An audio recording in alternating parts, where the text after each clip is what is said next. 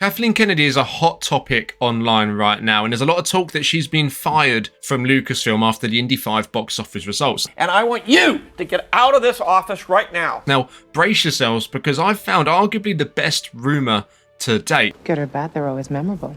Now, take this with a grain of salt, it is a rumour, but there's never usually this much smoke without fire. Let's kick things off with what this, quite frankly, blockbuster rumour is saying, and then we'll get into what credible sources have said on the matter, and then I'll give you my thoughts on where we really are with the Kathleen Kennedy Lucasfilm situation. Kathleen Kennedy has been under scrutiny from Star Wars fans for the last 5-6 years due to the creative decisions made in The Last Jedi mainly. It all begun there, but since then Disney have dipped their toes in the other properties that they inherited when they purchased Lucasfilm, such as Willow and Indiana Jones 5. Now, Willow is a show made for Disney Plus last year, and let's put it this way, it's no longer on Disney Plus. That was actually taken off, and Indiana Jones 5 was the next big blockbuster movie of the summer, or so they thought. Now, this article here comes from Inside the Magic. Now, I know they haven't got the best track record, in my opinion, when it comes to reports, but a lot of what they've said in this article is actually correct. But when you get to the end of this article, put it this way, I was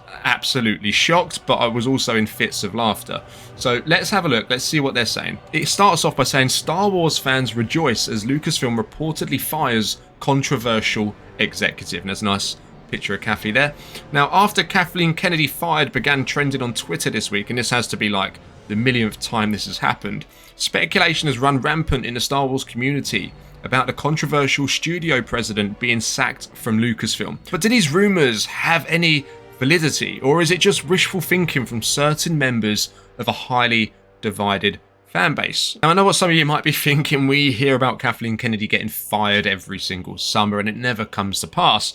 This time it is a little bit different. Not only does she have the stick from the Star Wars fans, but also she now has the box office results from Indiana Jones 5. She also has the underwhelming performance of Willow on Disney Plus, which caused them to actually remove it from the platform, going against her as well. Now, after the Walt Disney Company acquired Lucasfilm for a mind-boggling $4.05 billion back in 2012, their first move was to appoint the legendary brand a new president, one with the experience and personal connections to George Lucas to help drive the company to success. It's worth noting that actually George brought Kathleen Kennedy on before he sold Lucasfilm. He knew it was coming and he wanted to bring his own successor in. Now, enter Kathleen Kennedy, a somewhat controversial figure in the Star Wars fandom, handpicked for the role by George himself, with an unarguably impressive resume. Over her decades-long career in Hollywood, she's produced iconic films such as The Goonies, which I think is actually a positive when it comes to Skeleton Crew, the Star Wars series coming out after Ahsoka. That's very much going to have that Goonies ambling kind of vibe. Kathleen Kennedy is probably really suited for that kind of style. Indiana Jones and A Temple of Doom, and more recently, the sequels. Despite her noteworthy producing credits, Kennedy has become a touchy subject to many fans, to say the least. And I don't usually do these Kathleen Kennedy videos, but I saw this rumour and it was just too good to not talk about. Now, due to Disney's much debated treatment of Lucasfilm's existing IPs, specifically Indy and Star Wars, the Lucasfilm president has become the target of audiences' pointed criticisms, some fairly and some unfairly. Now, with many disgruntled fans blaming her for the destruction of legacy characters such as Luke Skywalker in the sequel trilogy, on top of her so-called woke approach to both franchises. Now, it's worth noting here, everything they've said up to now, okay, is pretty accurate, you know?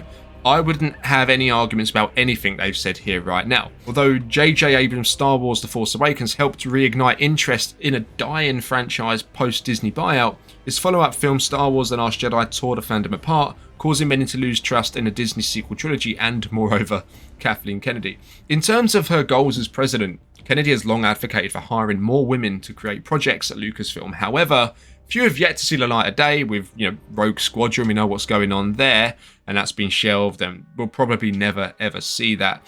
But Kennedy's The Force's female mentality has led fans to accuse her of pushing a political agenda instead of releasing content that stays true to George Lucas's legacy.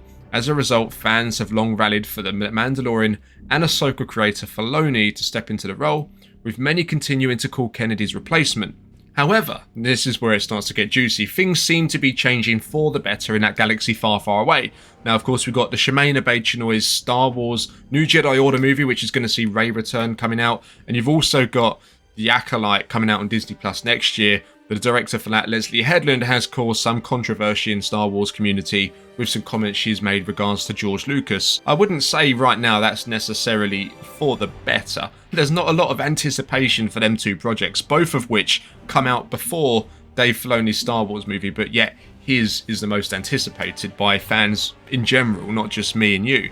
Now, even though things might be looking up for Lucasfilm and its president, the company might be in trouble financially. Its latest release, James Mangold's Indy 5, is yet to break even on its reported budget of $295 million since premiering on June the 30th. On top of its abysmal box office performance, Harrison Ford's final go-around as a titular adventure has been slammed with lackluster reviews from critics pointing to trouble ahead for one of Lucasfilm's biggest IPs. And it looks like the Dial of Destiny's massive box office bomb might have just been the last straw. Rumours on the internet have suggested that with Kennedy's contract expiring in 2024, she may be relieved from her responsibilities early, as Disney's execs can't afford to tolerate Indy 5 failing so severely amid an already bleak Star Wars franchise. Recently, Kathleen Kennedy fired trended on Twitter after a post from whatever that says, made its rounds across the Star Wars community. Though they neglected to provide additional information, the only source behind this rumour seems to be screenwriter Cameron Pasha,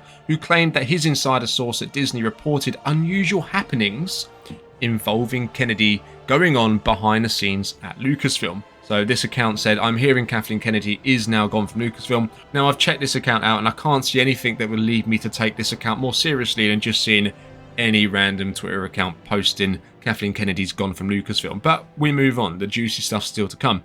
It's important to remember that Kennedy's days as Lucasfilm president were already numbered, as her contract expired in 2021, but she had it extended for 3 years to oversee more projects like Kenobi and presumably these 3 Star Wars movies. Now, based on her appearance at April's celebration, it looks like Kennedy is more involved with the franchise than ever, which is debatable. I mean, her appearance at Celebration is always going to happen regardless of what's going on behind the scenes.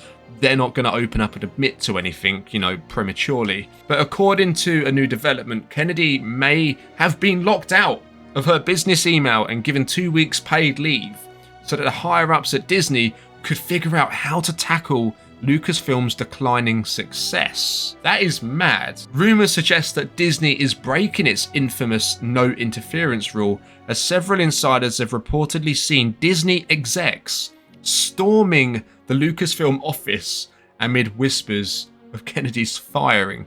I told you this was blockbuster. You can kind of imagine this Men in Black kind of scene where you're sitting at the desk doing your work and you see these guys in black suits, sunglasses just walk past to Kathleen Kennedy's office, and you're kind of looking to your pal thinking, what's going on there then? However, all this fuss could easily be chalked up to routine goings on. Kennedy could also be taking time off with her family, with other execs filling in during her absence. Yeah, that's totally valid.